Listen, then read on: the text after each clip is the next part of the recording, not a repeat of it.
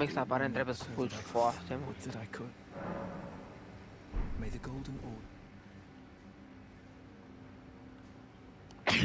A, da, ăsta nu-i Golden Mask. Omul ăsta slăbănog e Golden Mask. Wow. It will make so that I could. Would that I could. Will also keep the tonic in your inventory. Would that I could. Despite his refusal, trying to give Corin the tonic will cause him to stay at this location for the end of his quest, rather than move to the capital of Ash. On the whole, it's fairly trivial, but I am going to do it. Go back to the freezing lake site of Grace and travel towards the east, with a slight tilt to the south. A short distance away, you should spot an invisible treasure scarab. It will drop the Seppuku Ash of War when defeated. At the far southeast of the freezing lake, you'll find the first Church of America. The Somberstone Miners Bell-bearing 3 will be on a body outside, and there will be a sacred tier inside. Next, travel west to the Guardian's garrison. We will quickly make our way through to reach Chief Guardian Arganthy, a hostile NPC.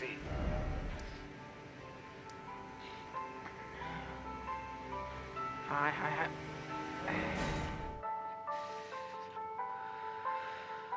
Dai, Simon, dai.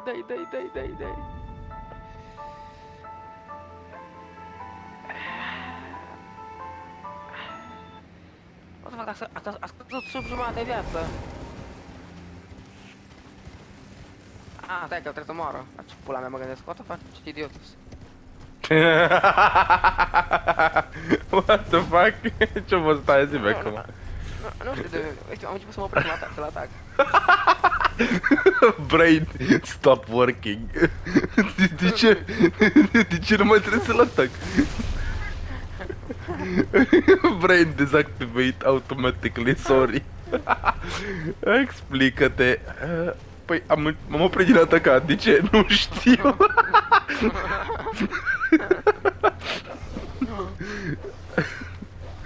Haide, pui mei, dacă să le zice asta cineva. Sorry, brain not working today. Bă, dar ce nașpa ești tu? Du-te, amu.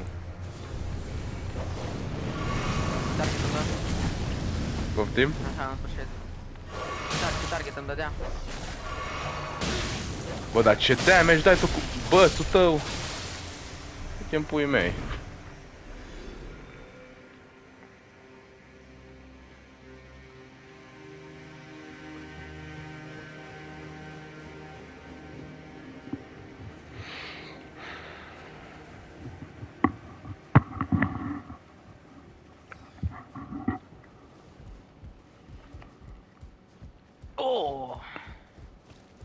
Frumos, da, ia,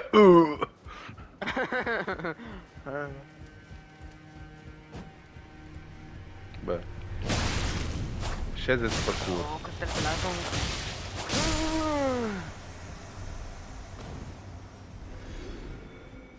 Fuck. Că de asta 3 barajuri trebuie să mă opresc din atac. Nu. Ce-am făcut? Deci pe unde trebuie să mă duc? Pe sus. La boss este mult mai bun inteligent. Este un... Poftim? Zic, ce ai zis la bossul ăsta, ce? Nu, că la partea asta boss-ul e mult mai bun inteligentul cu abilitatea aia.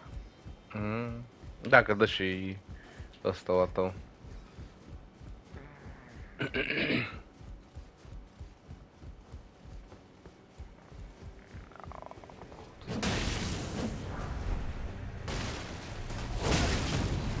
Bă, dar ce damage dă căcătocul ăsta? Bă! Stai jos pe curul tău, Diclas. M-a prins ultima. Summon a trebuit să dea așa un hit. Eu încep să-i dau așa.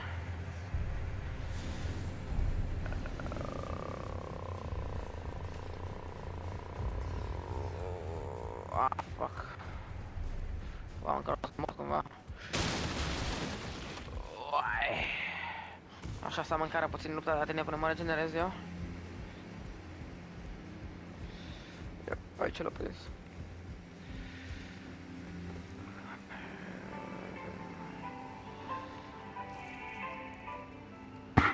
prioritize eliminating the 2 dogs near Organthi before fighting him yourself. Bun, trebuie doar să omor câini. Moriți câini. Bun, e mort. Putul la dracu să-l pută. What the fuck?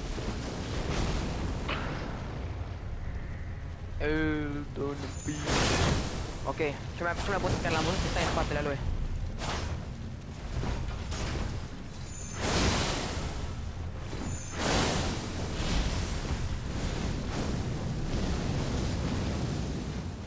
Uai, ce s-a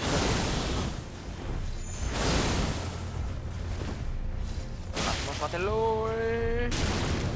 Nu mai. Acum va crea distanță. Oh, hai să vedem să fug, hai să vedem să fug, hai să vedem să fug, hai să vedem să fug, hai să vedem să fug. Ok, aici își dă Elden Ring atacul.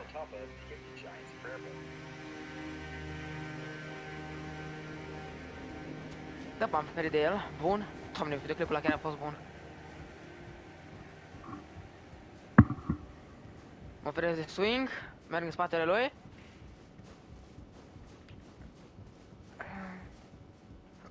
Mă feresc de swing-ul ăsta. Mă feresc de swing-ul ăsta. Merg în spatele lui.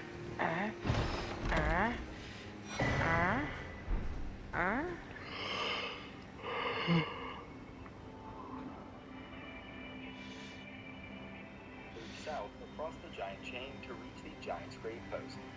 The Church of Repose is located a bit further to the southwest. Go there to be invaded by Okina.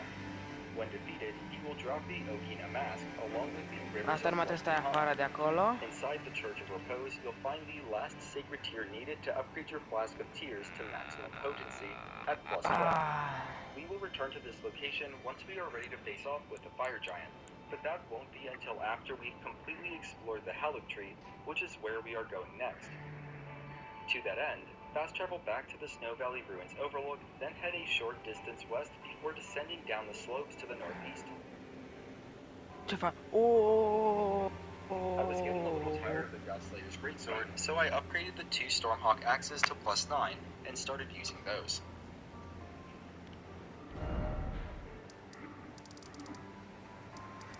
Sunt prea bun la locul ăsta. Atât fuge. Am ajutat. N-am ajutat ring ata. Oh, nu, what the fuck, ăsta e nou.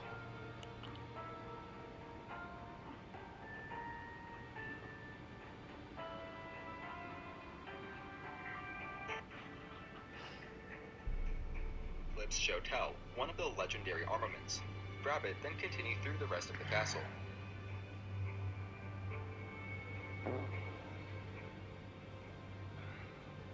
Oh, mă prins, fac piciorul.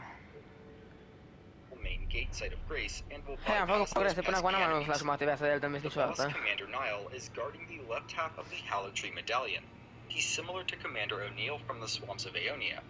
The major difference is multe that atacuri de la Nile Elden Ring sunt chiar inflicts foarte chill ușor de instead of ferit. Scarlet Rot and has 2 spectral banished knights to help him in the fight. I definitely Zi acum. recommend a strong level 10. Că multe atacuri de ale lui sunt ușor de ferit. Such as the Black Knight Tish, Doublet, Puppet, or Mimic Tier.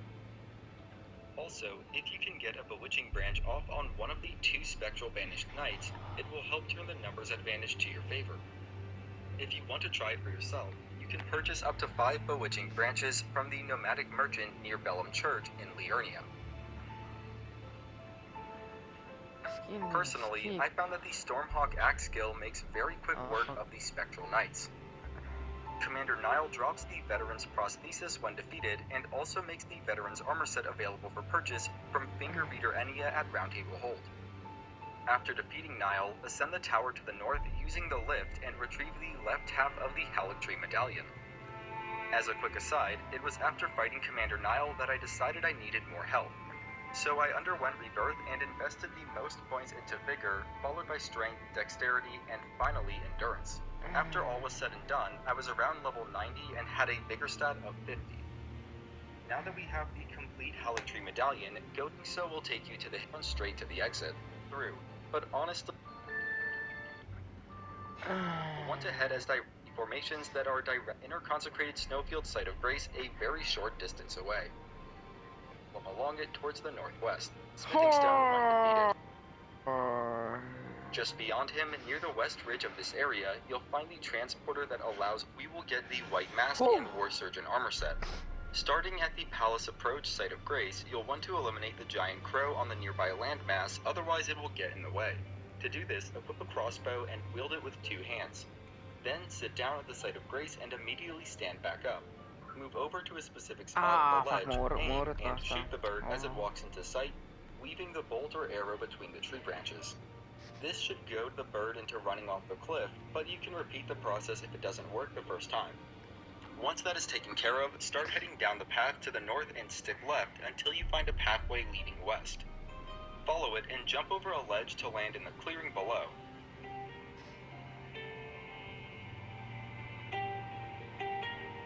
This is where that crow would have been if we didn't already handle it. Travel south along the cliffside until you reach a secluded spot behind a massive tree. At this point, you should be invaded by a nameless White Mask NPC. You'll need to defeat them to obtain the White Mask along with the rest of the War Surgeon armor set. There are actually 3 nameless White Mask invaders in this area, but only this specific one drops the mask and armor, so make sure you're going for the right one. Return to the Palace Approach and travel to the northwest, eventually curving counterclockwise to reach the Dynasty Mausoleum entrance.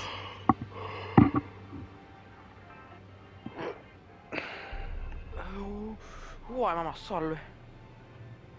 Afterwards, find Vare on the ground and speak through all of his dialogue to complete his quest and get the Vare's Bouquet weapon. At this point, then,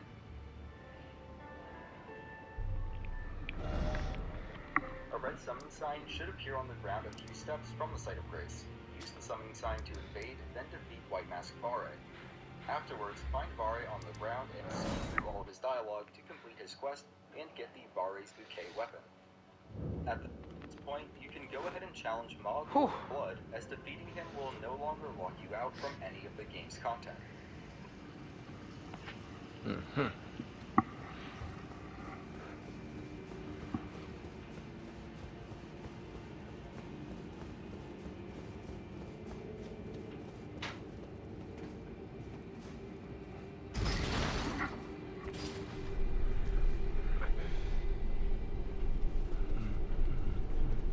Andrà rapido.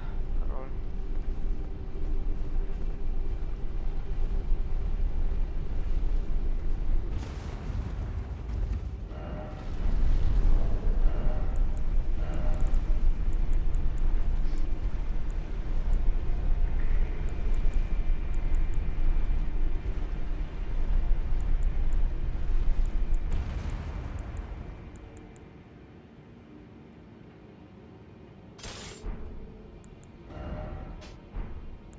Si mișcă.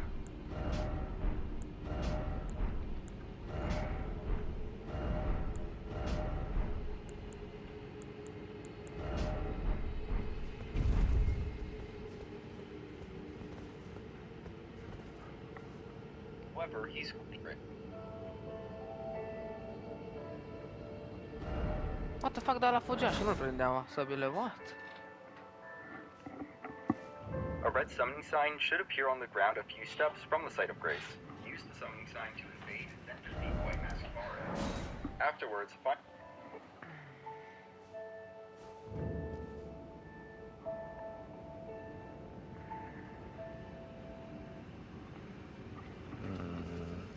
Aici.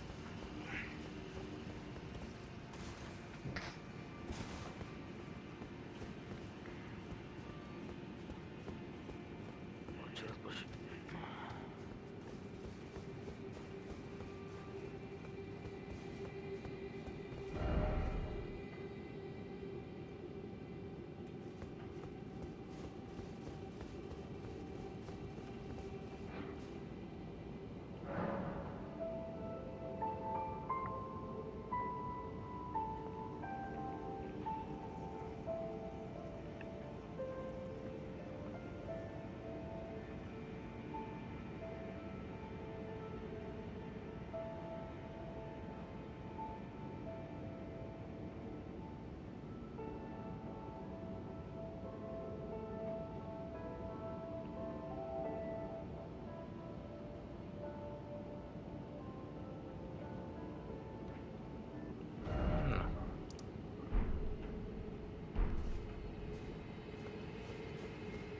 Ce schemă a dat?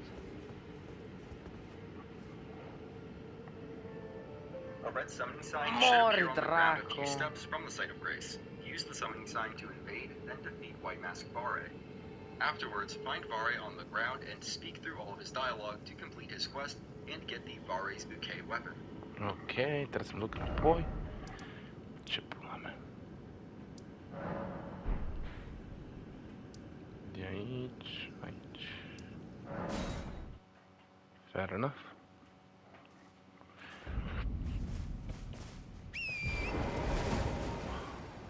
Acolo jos.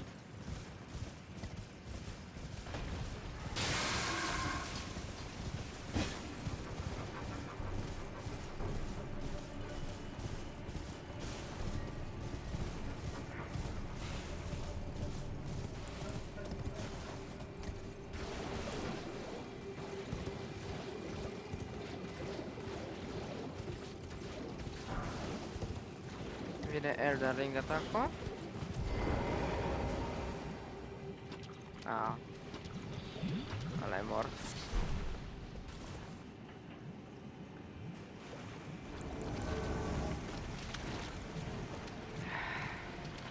Merg, eu nu sunt mort.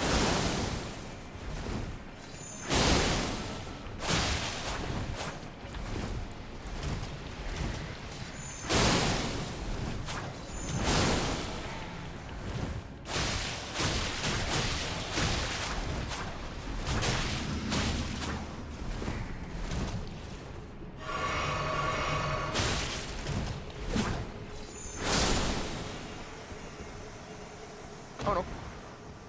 Da, sunt mort.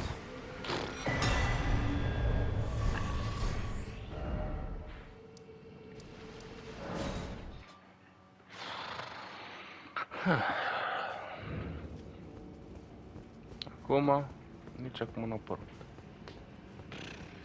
Elden Beast e greu cu aia. Și ești max, adică n-ai unde să mergi mai mult. Nu sunt maxim încă. Bine, am un maxim, am un...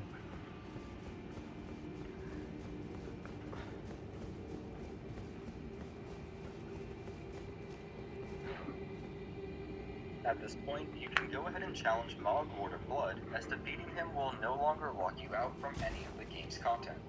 However, he's quite difficult, and you may want to return to fight him later on. The only important advice I have is this: mix the Purifying Crystal Tear into your wondrous Physic Flask. Fac ciorul. It was obtained from Violet Bloodfinger Eleonora in Part 4 of this guide series. Using the flask with that tear will protect you from a majority of the damage that Mog's curse ability would otherwise deal. With that taken care of, let's go get another legendary armament. Travel east from the inner consecrated snowfield along the frozen river to the Cave of the Forlorn Dungeon.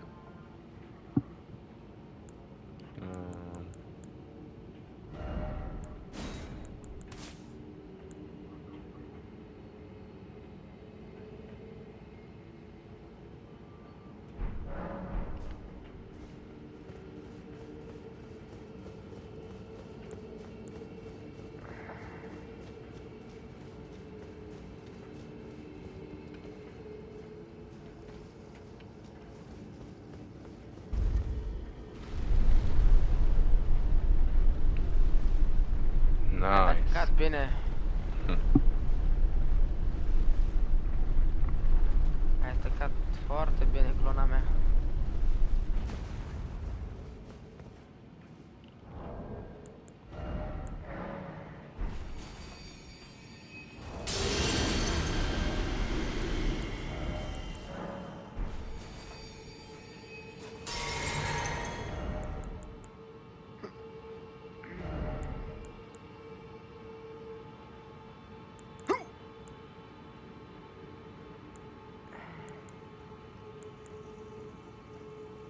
Aha, are și un slam attack.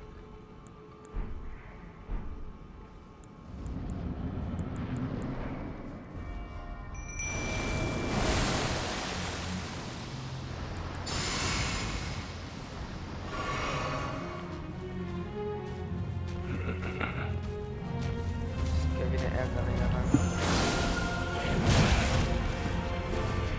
Hop, da bro, para din el.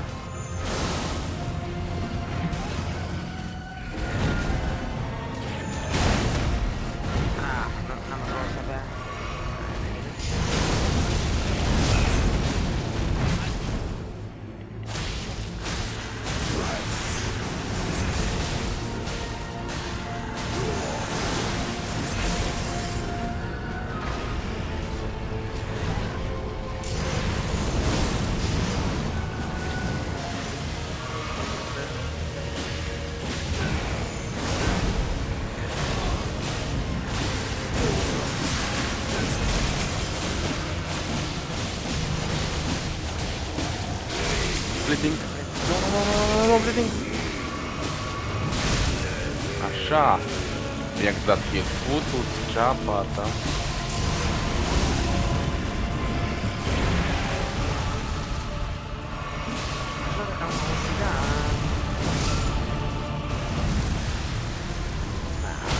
Te traigo el lista para Oh, oh. Boom. Headshot.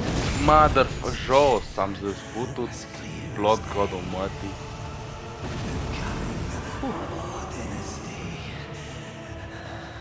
Da, eu stick bastard.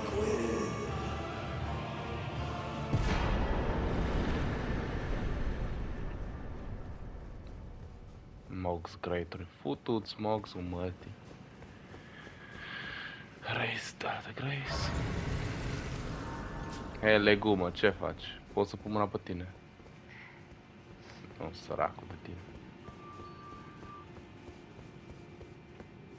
Atâta putere, but still no bitches.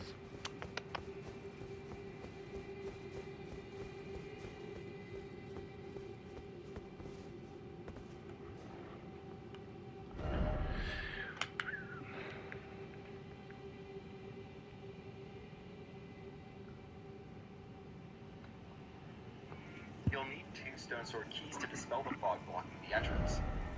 This dungeon is not too complicated, but the path to the boss is fairly well hidden. Start by heading through the right passage, then make your way deeper in.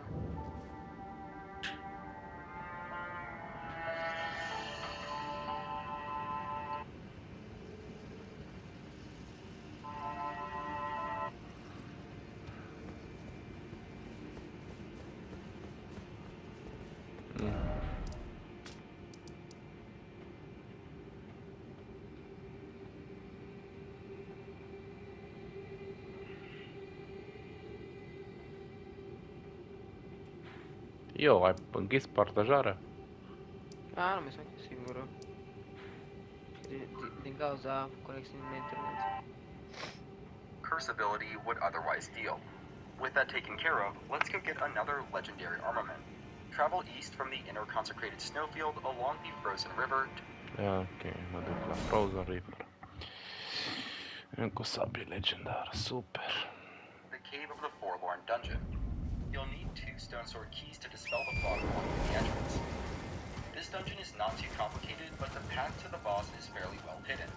Start by heading through the right passage, then make your way deeper in.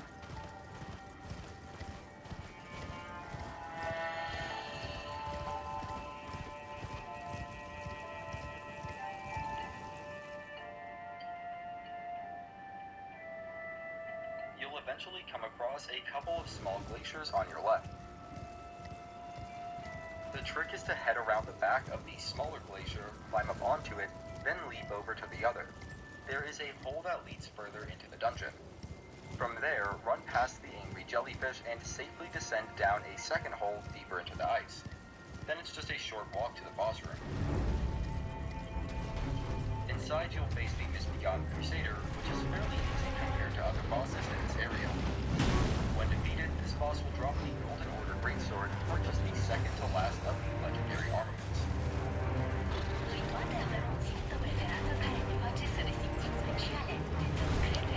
Hai că fug de un fucking Weaver de ăsta.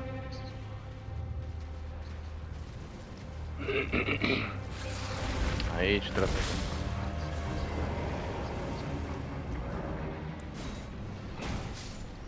Golden Order Greatsword, which is the second to last of the legendary armaments.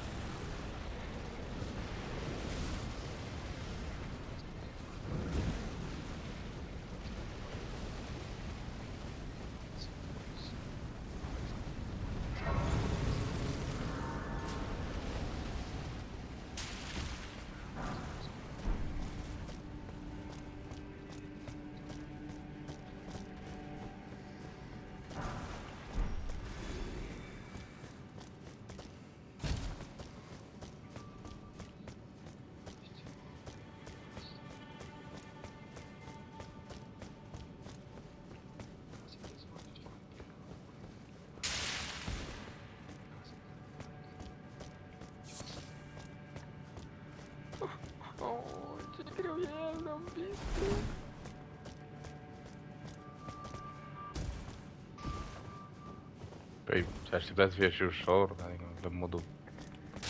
Ai luptat cu mâța aia de mai multe ori decât poți număra. I mean... Why are you bitching about?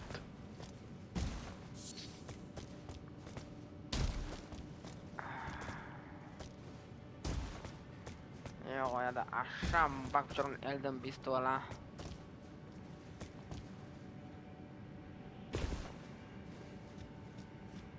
Run past the jellyfish.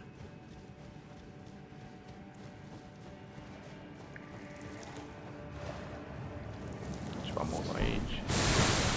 M-o scuipat cu morții în mătii.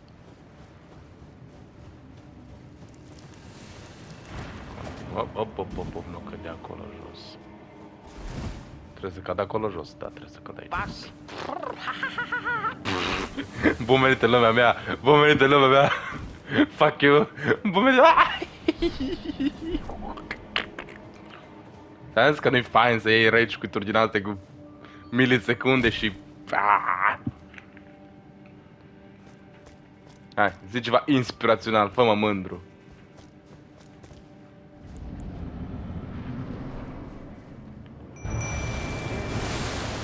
Well, B, you are so dead. Asta arată fain sabia asta. Vrei să-mi dai mie?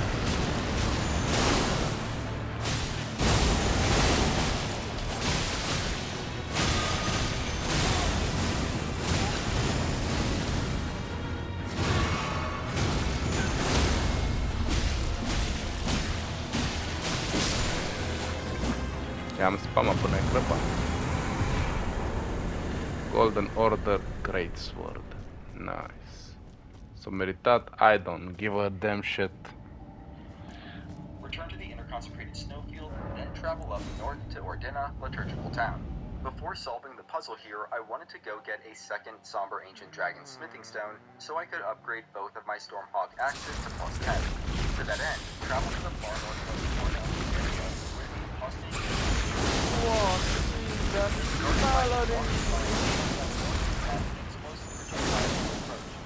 Do the best to dodge the explosions and take the mausoleum down like you would with any other, then head into the church. You'll find two things. The first is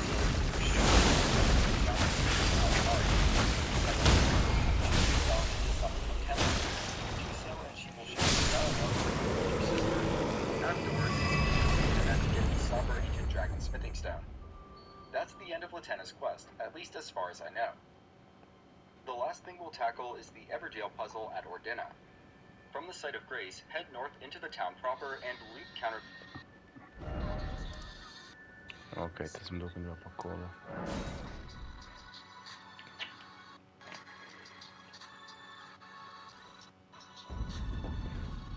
Și că aici este un ceas. Nu. Clopot. Un clopot și îmi dă un Saber Smithing Stone și mai îmbordez și încă o sabie și o să fie șmecher. Mă întreb ce da Lich Dragon-ul ăla, că arată foarte fain. O viață. O viață. Ce man, îți pierzi viața, nu mai tot plângi atâta.